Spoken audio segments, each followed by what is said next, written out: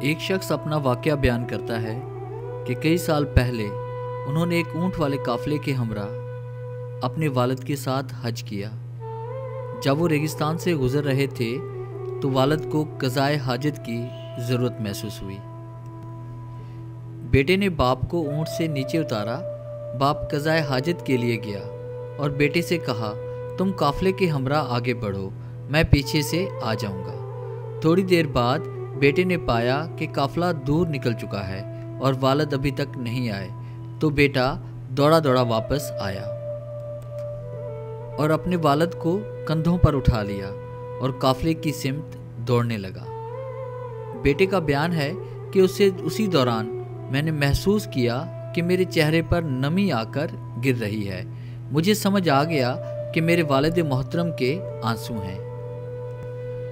میں نے والد محترم سے کہا، اللہ کی قسم آپ تو میرے لیے ایک ریشے سے بھی زیادہ ہلکے ہیں۔ تو والد نے جواب دیا، بیٹا میں اس بات کے لیے نہیں رو رہا کہ تم نے مجھے کندھوں پر اٹھایا ہے، بلکہ اس بات پر رونا آ گیا کہ اسی جگہ میں نے اپنے والد محترم کو کندھوں پر اٹھایا تھا۔ ڈیئر ویورز، مکافات عمل پر یہ پارٹ 2 کی ویڈیو کیسی لگی؟ امید ہے ہمیشہ کی طرح آپ کو یہ ویڈیو اچھی لگی ہوگی۔ اگر ویڈیو اچھی لگی ہے تو کائنڈلی سے لائک کریں اور شیئر ضرور کریں۔